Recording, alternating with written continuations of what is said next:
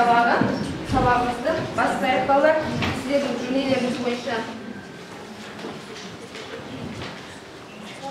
барлықтарымыз топқа бөлініп отырмыз. Топ бойынша барлығымызды жасаймыз. Топ тұрмыз. Барлығымыз тақтаға назар аударғандарыңызды сұраймын.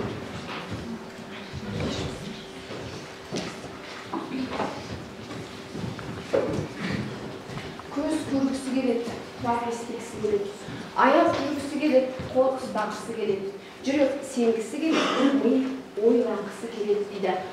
Швейцар педагогы Иоганн Генрих Песталоцци. Ендеше бүгінгі сабақта ойланып, көріп, естіп, жүрегімізбен сеніп, топтық жұмысымызды бастайық.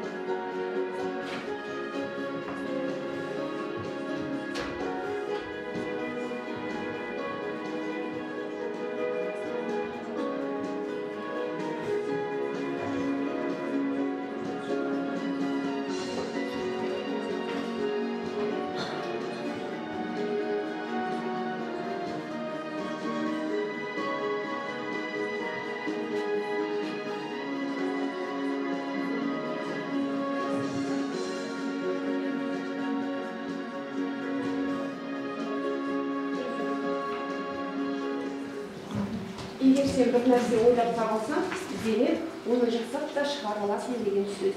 Ендеше осы қағидамен біз сабағымызды әрі қарай жалғастырамыз. Енді алдымен сіздерге педагогикалық білімдеріңізді тексеру мақсатында, үй тапсырмасын орындағандарыңызды бақылау мақсатында дәптерлеріңізді алып, үй тапсырмасын орындауға сіздеріңізден. Дәптерлеріңізді ашық болуын жазып қойыңыздар. Үй тапсырмасын тексеру педагогикалық жұмбақ күйінде жүреді. Біз педагогикалық жұмбақты шешудің тәсілін білеміз. Бұған дейін сабақтарымызда да қолданғанбыз. Ендеше жұмбақтың тек қана жауабын жазамыз, оны білесіздер. Мен ашамын, сіздер тек қана жауабын жазасыздар.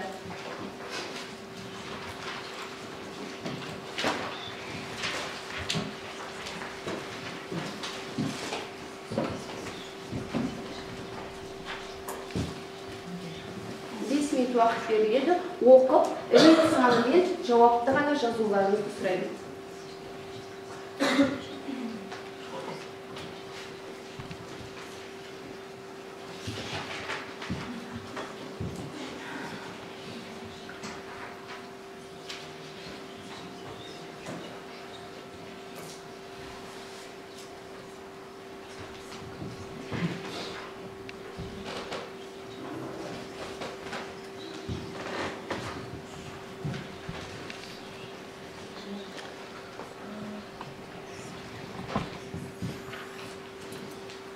Жауап бар болса, келесі бетті ашуға рұқсат етіңіздер.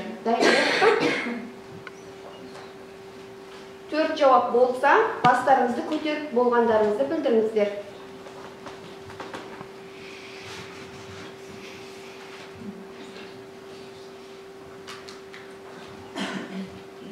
өзара ақылдаспаңыздар, жеке білімдеріңізді анықтау мақсатында жүргізіліп жатыр. Сондықтан әркім өз дәптеріне жеке жауапты жазады.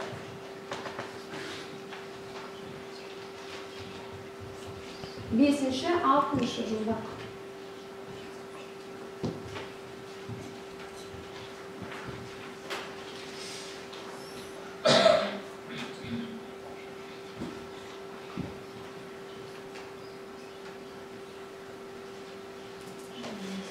Біз білім беру жүйесі тарауын бастамас бұрын педагогиканың ғылыми зерттеу әдістерін өткенбіз. Бастапқы сұрақтарымыз педагогиканың ғылыми зерттеу әдістері бойынша келіп тұр. Соңғы жақ сұрақтары білім беру жүйесінің алғашқы тақырыбымен жалғасады. Бесінші, алтыншы жауапты жазыңыз. Нақты жауапты ғана жазыңыз. Болдық, келесі. Болдық па?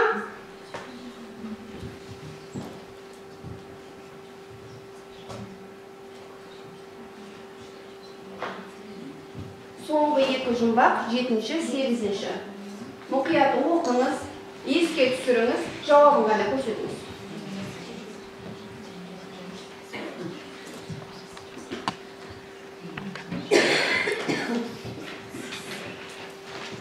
Болдыққа?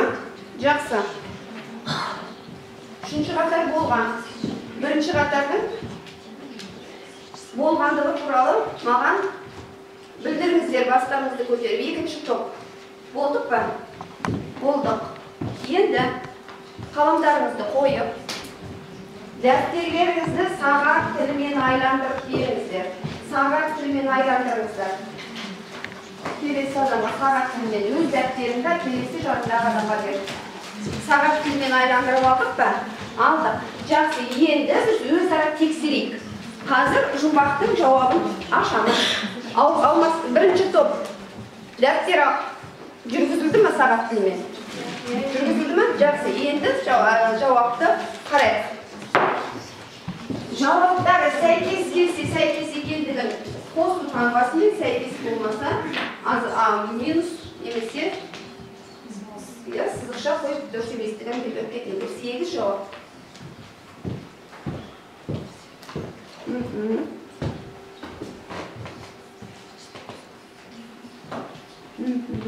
Соңында неше жауап, неше ұпай жинағанын көрсетіңіз.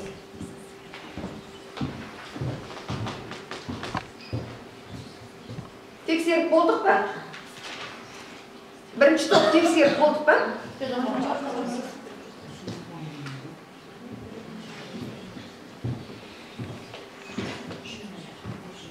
Тексеріп болдық. Енді бағалау критерийіне назар аудар. Егер де 8 сұрақтың 8-ге де жауап беріп 8 ұпай жинаса 5, 7, 6 ұпай 4, 5, 4 ұпай 3, 3 және 0 ұпай ол 2. Тесті бағасын қойдық. Жақсы. Енді бағалау парақтарыңыз алдарыңызға қойдым. Әр топшаның өзінің бағалау парақтары бар. Бағалау парақтарыңызға бірінші бағанына үй тапсырмасы бойынша бағасын қоямыз. Оны қоймас бұрын біз топтың басшысын сайлап алайық. Бірінші топтың басшысы. Бірінші топ басшысы Гүлім. Екінші топ Назым. Үшінші топ Марал. Енді Назым, Марал, Гүлім бағалау парағын қолданып алыңдар, сіздер сабақтың барысында бағалап отырасыздар. Бірінші бағанға бірінші үй тапсырмасының бағасын қойыңдар. Дәптерді өз орнына қайтар, кері қайтар. Топ басшылары жұмыс жасай береді. Қалғандарымыз бері қарайық.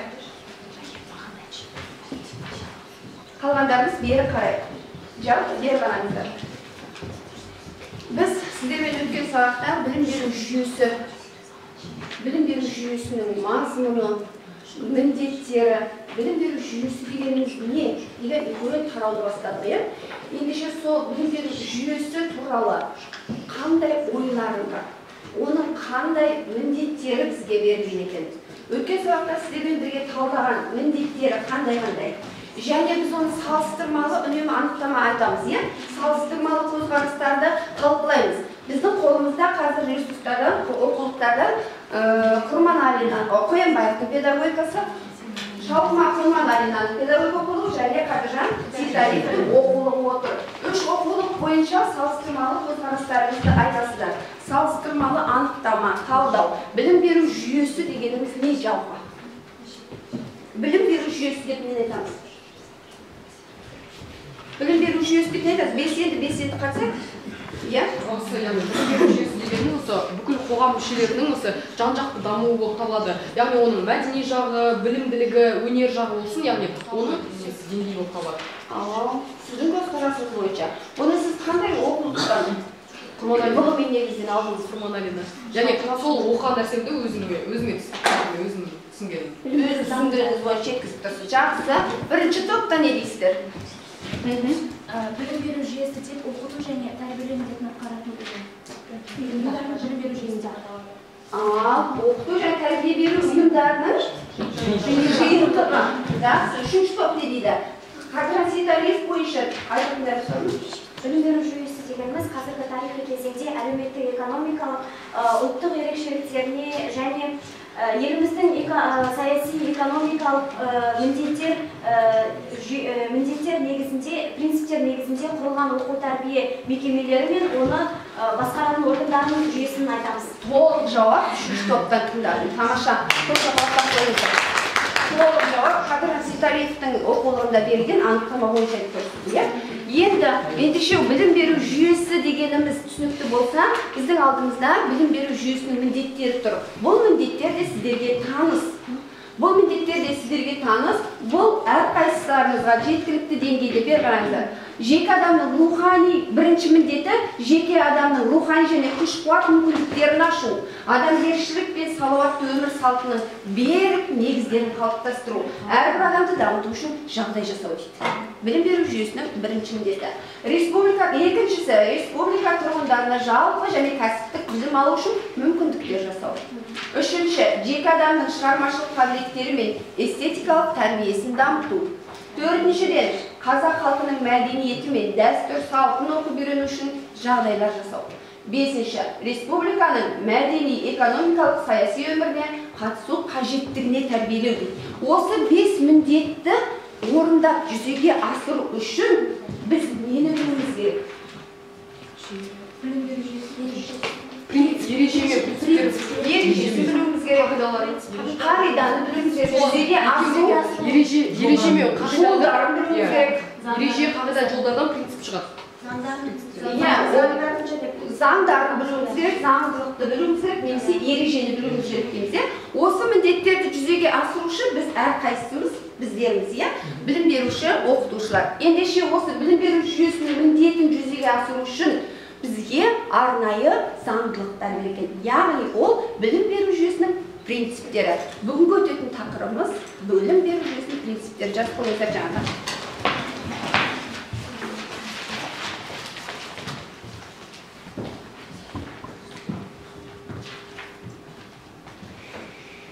Бағалау парақтарыңызды шетке қойып қойыңыздар. Енді де сіздердің алдыларыңызға мынандай кеспе сандар тартып қойдым. Бұл біздің топшаның әрқайсының нөмірі. Алдыңызда бірінші топтың басшысы жинап тұрсыз ба?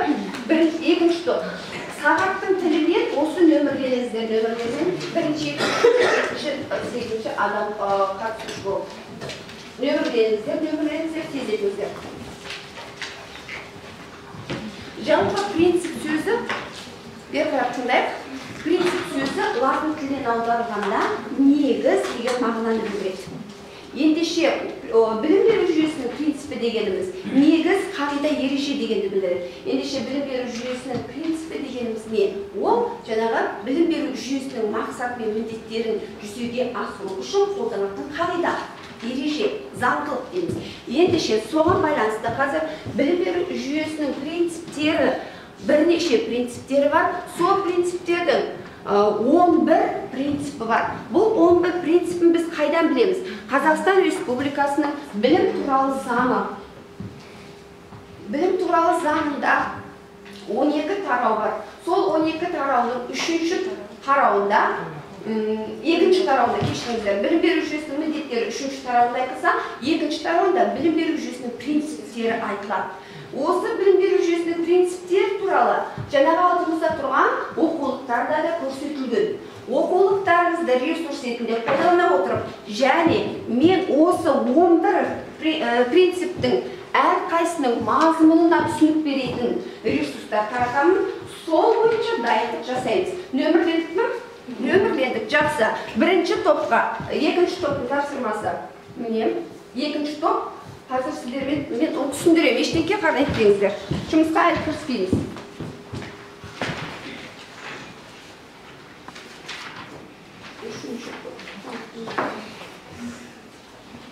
Бірінші топ.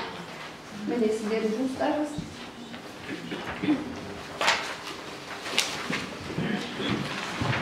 Үшінші топтың үш парақты мен үшінші топқа беремін. Енді бері қарай. Үш топ сіздердің қолдарыңызда оқулықтар бар және мынандай қосымша материалдар бар.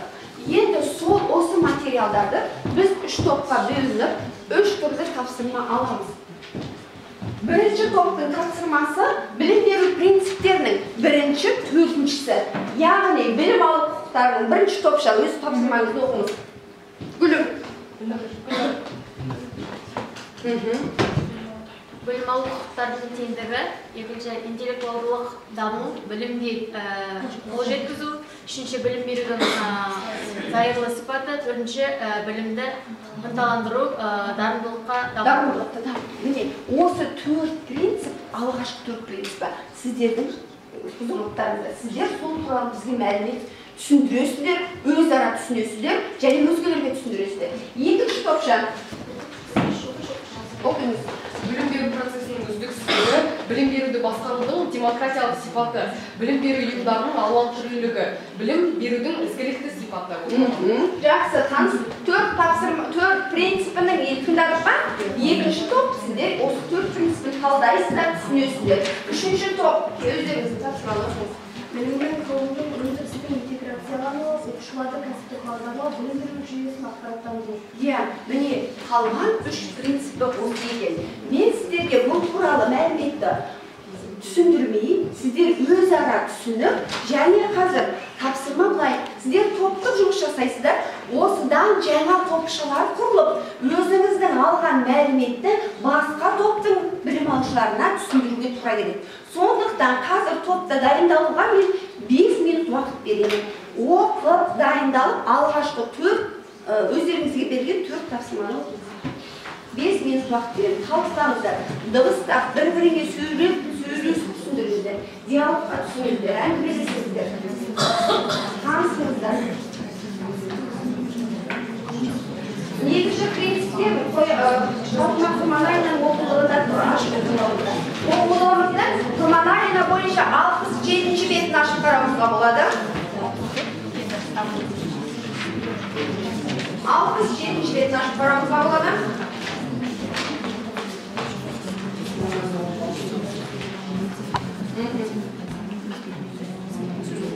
Қадыржан Сейталиев бойынша 214-ші бетпен жұмыс жасайсыздар қосымша.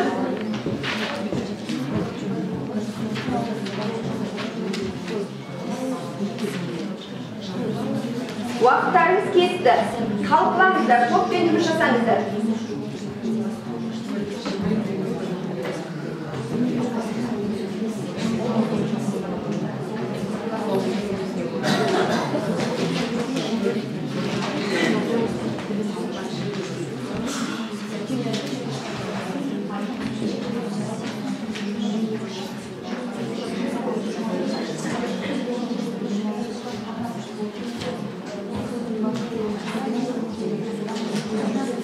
Жақындасыңдар, дауыстан оқыңдар.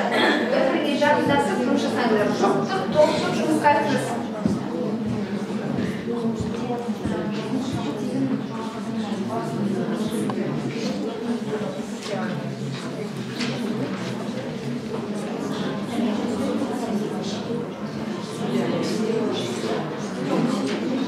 Сіздерге қандай қай жер түсініксіз деген сұрақтарыңызға болады.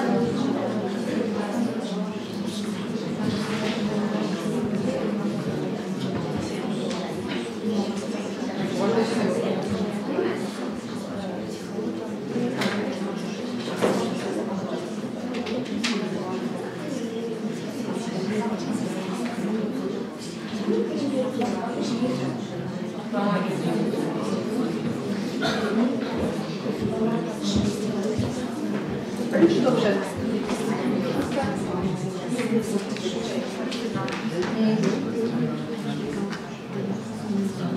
Men seni жұмысшы сауға тұрсыздар. Ол уақыт отырсыздар.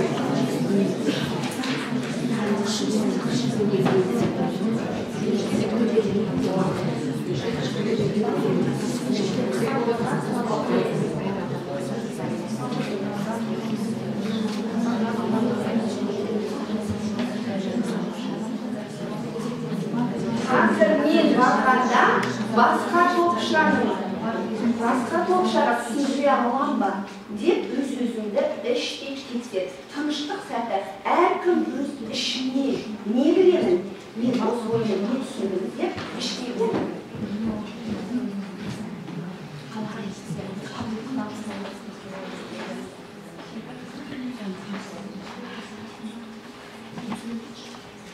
Ішімнен ойланып тұрғанда, ұмытып қалған, немесе түсініксіздеу болып тұрған жері болса, қасындағы жолдасына сұрақ.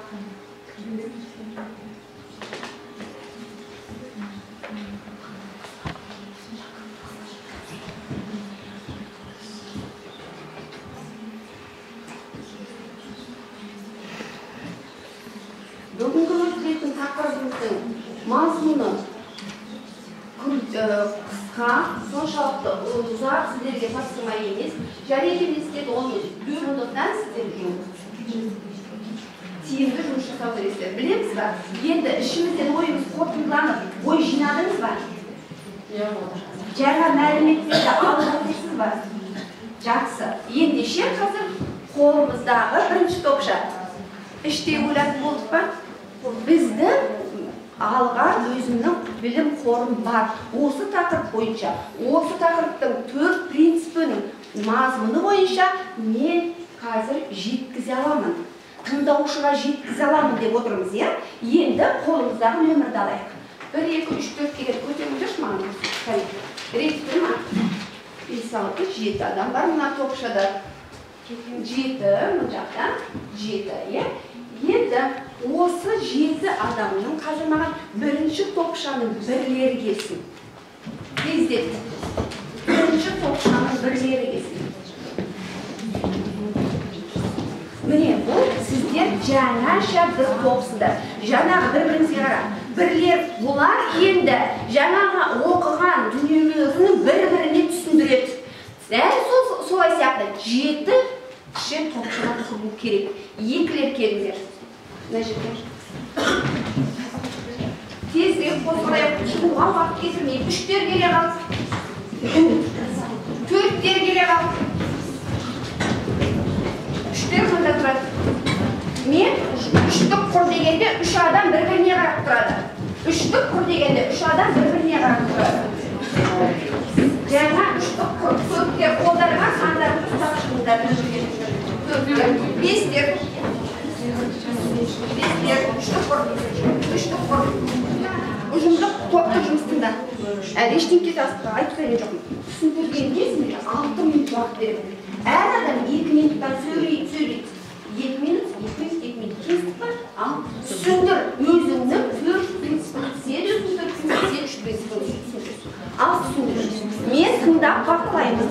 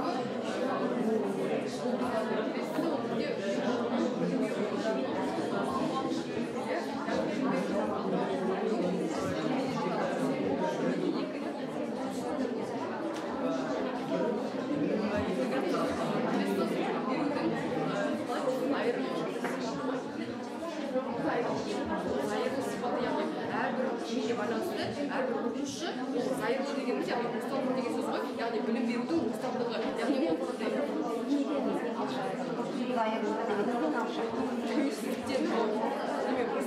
білім берудің ең основа неге демейді болмау дінге, мәдениетке, этносқа дінге ғана болмауы білім беру діннен бөлу қателеспейміз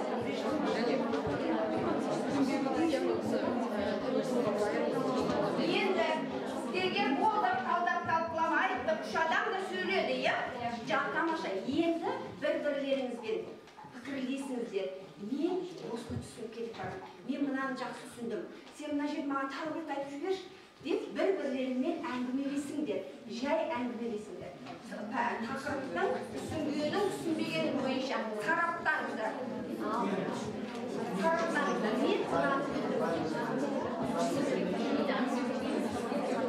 сонымен біз көп қана принцип емес әрқайсымыз 11 принципті адам алуымыз керек 11 принципті сонымен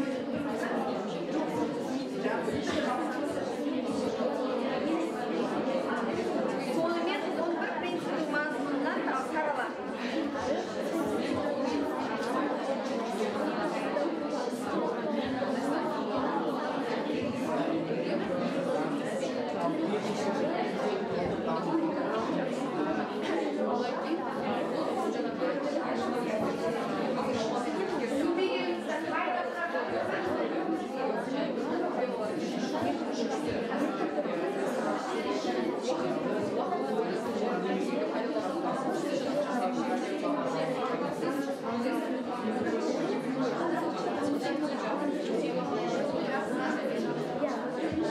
Енді тыныштық сәті болдық.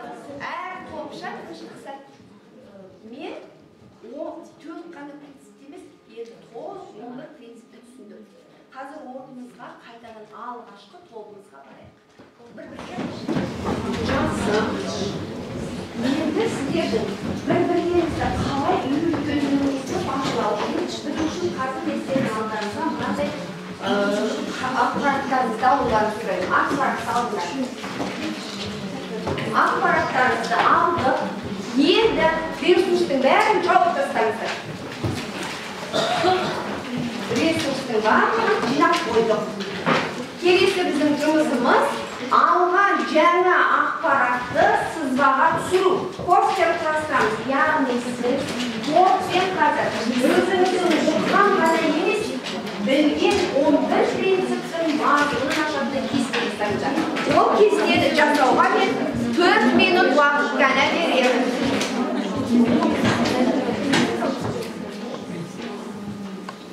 Ойланыңыздар, не істеген шарттыңыз? Ой болсыңыздар, нақты, оны қазір сіздер әкеп, тақтаға ілгенде көрнекті болатын ескеріңдер. Және оның басқаларға түсінікті мазмұндылығын ескеріңдер.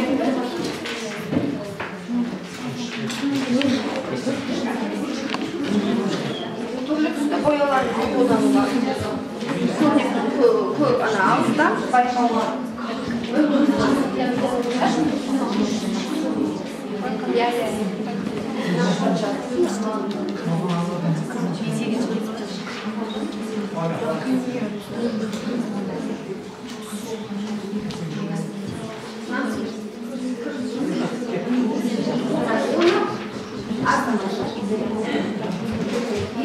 Мен мынаны қылдайым, енді ақылда сөйлесіңіздер.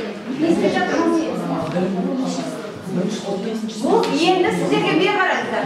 Топшалар, топтар бер қарайық. Мына туған 11 принциптің атын жазып қою жеткілікті емес. Сіздің жаңаға мазмұны бойынша ашылғандары ең ішіндегі түйінді ұғымда, түйінді сөзді, немесе түйінді сөз тіркесін көрсетуге болады.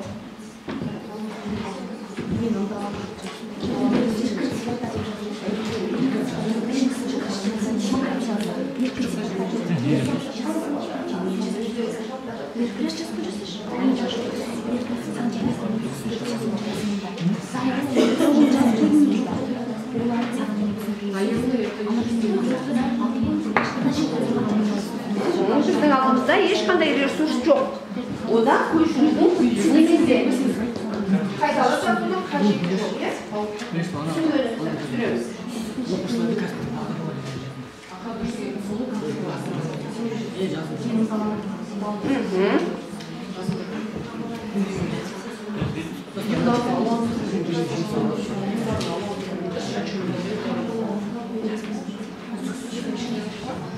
Уақыт аяқталды. Жазып болдық па? Болмағандарыңыз тірек сөздерді, тірек ұғымдарды, негізгі түйінді ғана сөздерді жазыңыздар. Сіз оны тақтада шығарғанда сол түйінді сөзге сүйене отырып, оны әрі қарай өрбітесіздер. Барлығын жазуды қажет жоқ, түйінді сөзді ғана. Өйткені уақытымыз тығыз. Сіз сол түйінді сөзге сүйеніп, мазмұнды тарқатасыз. Болды, уақытымыз аяқталды. Бірінші топша. Бірінші топша. Дайынсыз ба?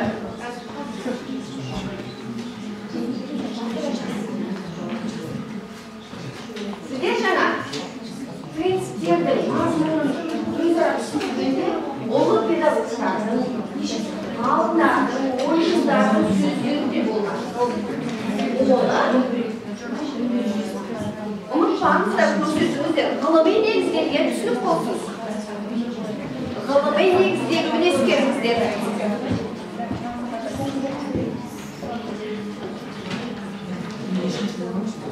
Сонымен қатар, тағы да бір ескеретін жағдай, мені тыңдап отырып жұмыс жасаңыздар.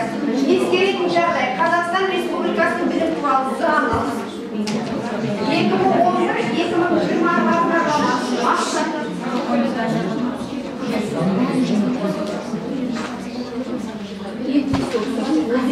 Местегідегі мынанша түйінді ойды ғана жаз. Тезірек болды. Тезірек 11 осы бар келе береміз.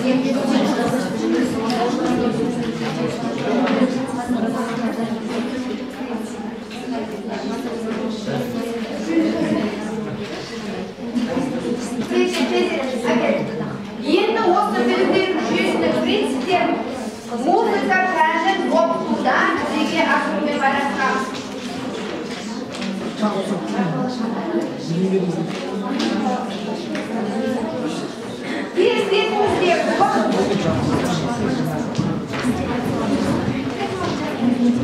Қалған топтар ештеңе жұмыс жасамаймыз. Аршеде магнитті тақтар көрсіздері, магнитті тақтар көрсіздері. Екінші топшаның жұмысының мазмұнын тыңдаймыз. Қалғандарыңыздың ерекшелігі, толық тұратындарыңыз және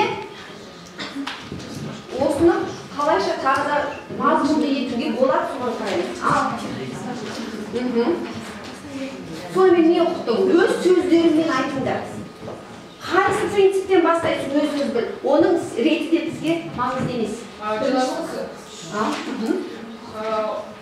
Осы ең бірінші заңнан бастайық, Қазақстан Республикасының білім беру құқығының теңдігі болып табылады. Яғни бұл жерде не өзінің атап тұрғандай, яғни білім беру құқығы әрбір азаматқа тең болу керек. Яғни оның дініне байланысты, этносына байланысты болмаса да, яғни оның тәуелсіз болуы, дінге тәуелсіз болуына байланысты, яғни оның барлығына бірдей білім беру құқығы тең. Қалған топтар тыңдап отырып, осы білім алу құқығы дегеніміз қай нормативтік айтылған еді, соны толықтыруға ойланып отырыңыздар. Білім беру процесінің үздіксіздігі, жалпы ежелгі заманнан бері ежелгі француз ғалымы Смиттің айтуынша, оның жылдары журналисттеріне Смит айтқан екен, білім өмір бойы тоқтамайтын үздіксіз процесс, яғни ол өмір бойы тоқтамайтын іс-әрекет немесе шаруа деп түсінуіміз абзал деген екен. Сол білім берудің үздіксіздігі арқылы мынадай мүмкіндіктерге жете аламыз деп сипаттаған болатын. Яғни біріншіден ол психологиялық проблемаларды шеше аламыз және білім беру арқылы, білім алу арқылы біз өзіміздің мамандығымызды болашақта өзгерте аламыз. Жас ерекшелігімізді ескере отырып, ескеріп те біз жоғары оқу орындарына болсын, кез келген мамандыққа білім алуға, кез келген мамандықта оқып білім алуымызға жеткіре аламыз деген. Ал келесі ол бізде уақытымызды тиімді пайдалану. Яғни уақытты тиімді пайдалану арқылы өзіміздің білімімізді керекті дәрежеге жетілдіре аламыз деп ойлаймыз. Келесі білім беру ұйымдарының алуан түрлілігі бұл кезде азаматтың интеллектуалдық дамуы, психологиялық, физиологиялық даму ерекшеліктерін ескере отырып, оларды әртүрлі сатыда білім алуға деген құқықтары бар. Жаңағы мүмкіндігі шектеулі балаларға да арналып жеке жалпы және де кәсіптік орындар ашылуы бар. Түрлілігі білім беру ұйымдарының түрлілігі. Келесі. Білім беру жүйесін ақпараттандыру. Бұл дегеніміз қазіргі заманауи кітаппен ғана емес, шектеп қана қоймай, заманауи техникамен қамтамасыз ету. Білім беру болып табылады. Оқушыларды кәсіп бағдарлау дегеніміз ол оқушылардың және балалардың өздерінің қызығушылықтарына байланысты және де олардың талаптарына байланысты педагог, психологтардың оларды кеңестерін беріп, олардың алдыдағы өмірдегі мамандықтарына қарай бағыттау және оларды сол оқу орындарына барып көруі, сол балаларда талабын ашу деп білемін. Жақсы, дұрыс түсінігің жақсы. Келесі. Білім берудің ізгілікті сипат дегеніміз ол мұғалімнің балаларға деген сүйіспеншілігін және ізгілігін арттыру мақсатында мұғалім балаға талап қоя білу керек. Гуманизациялау. Ізгі қарым-қатынаста демократикалық сипат, яғни демократиялық сипат дегеніміз біз бір жағынан еркін сипат деп айта аламыз. Яғни біз осы республикамызда еркін білім беру арқылы біз әрбір азаматтың өте бір жоғары деңгейде дамуын қадағалай аламыз. Яғни еркін білу. Рахмет. Енді сіздер жалпы осы ішіндегі 11 принциптің 11-не де мәлімет бермесе, сіздер оның мазмұнын аша аласыздар ма? Ал енді қазір оны біз келесі сұрақта сіздер үй тапсырмасы тексеруде мен бақылаймын. Отырыңыздар, рахмет. Келесі топшаның жұмысы тезірек келеміз. Бірінші топ тезірек. Білім берудің зайырлы сипаты. Зайырлы деген сөз араб тілінен аударғанда ашық, сыртқы деген мағынаны білдіреді. Зайырлы дегеніміз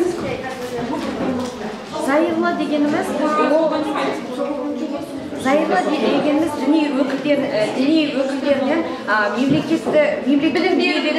діни ұйымдардан бөлек болу бойынша енді бері қараңыздар. Білім беру жүйесінің принциптерін жүзеге асырудың әлді жағы, әлсіз жағы, мүмкіндік, қауіп-қатер жағын қарастырамыз. Енді білім берудің принциптерін жүзеге асыруда мынандай жағында әлді жағы бар. Бұл свод картасын қараймыз. Бері қараңыздар, свод картасы. Білімді дамытудың нақты басым бағыттары, білім берудің халықаралық стандартқа сәйкес болуы, білім берудің Европалық кеңістікке кіруіміз. Ал енді қандай қауіп бар? Педагогтардың өздігінен білім алуға және кәсіби өсуге деген ұмтылыстың жеткіліксіздігі. Сонымен қатар апаттық деп саналатын мектептердің болуы және мүмкіндігі шектеулі балалардың артуы. Осындай біз білім беру жүйесінің принциптері мен міндеттерін жүзеге асыруына осындай қауіп-қатер тұр. Енді оны жүзеге асырудың мүмкіндігі қандай? Ол баршаға бірдей сапалы білімге қол жеткізуге мүмкіндік береді. Үздіксіз білім беру технологияларына қол жеткізе аламыз. Жаңағы сіздердің айтып жатқан 11 принциптеріңіздің жүзеге асыру арқылы біз мынандай мүмкіндікке ие боламыз. Мүмкіндікке ие бола тұрып, қауіп-қатер де бар екенін ұмытпауымыз керек. Ол тікелей сіздерге байланысты. Педагогтың өздігінен кәсіби өсуге ұмтылысының төмендігі. Сондықтан біз үнемі қайтып отыруымыз керек. Ізденісте өз білімімізді үнемі жетілдіруде болуымыз керек. Кері байланыс жасаймыз. Сабақ бойынша кері байланыстарында бір сөйлеммен жазып қоясыздар. Одан кейінгі үйге тапсырманы жазып ала беріңіздер. Үйге тапсырма, бірінші тапсырмамыз. Тыңдайық. Қазақстан Республикасының білім туралы заңы 2-ші тарау 6-шы бап. Осы 2-ші тарау 6-шы бап білім беру жүйесінің принциптері деп көрсетілген. Соны оқимыз, талдаймыз, түсінеміз. 2-ші тапсырма тыңдаңыз. Музыка сабағын оқытуда білім беруді ақпараттандыру мәселелері дегенге ақпараттық жоба жасайсыздар. Ақпараттық жоба жасауға мүмкіндігі жетпегендер хабарлама, баяндама, мәлімет әкелуге болады. Музыка сабағын оқытуда жылда білім беруді ақпараттандыру, яғни ақпараттық коммуникациялық технологияны қолданудың маңызы туралы түсінді ме? Жақсы, соған пайдаланатын әдебиеттеріміз әрине бірінші білім туралы заң, екіншіден оқулықтарымыз, негізгі оқулықтар, одан кейінгі келесі педагогикалық мерзімді басылымдың материалдары, музыка сабағы мектепте, Қазақстан мұғалімі, бастауыш мектеп, тағы сол сияқты Қазақстан мектебі деген журнал газеттердің мерзімді басылым материалдарынан қарауымызға болады. Үйге тапсырманы ізденетін әдебиеттер түсінікті болса, жазып алдыңыздар ма? Жақсы. Білім беру жүйесінің негізгі 11 принципінің мазмұнын тереңірек, ресурстарды кеңінен пайдаланып оқып келіңіздер, және бүгінгі сабақ туралы ой пікірлеріңізді стикердағы диалогпен қалдырып сабақты болса да беруіңізге болады. Енді біздің не бойынша білім беруді бағалау парағымыз бар болады ғой, сол бағалау парағымызда біздің үй жұмысы бойынша бағамыз тұр. Келесі бағамыз сіздердің жазылған постерларыңыздың мазмұнына сәйкес екінші бағаларыңыз қойылады. Сонымен біз жиынтық бағаны қоямыз. Топ басшылары маған бағалау парақтарыңызды берулеріңіздер. Болды, стикерлеріңізге пікірлеріңізді жазып, тақтаға іле беріңіздер. Сабақ аяқталды.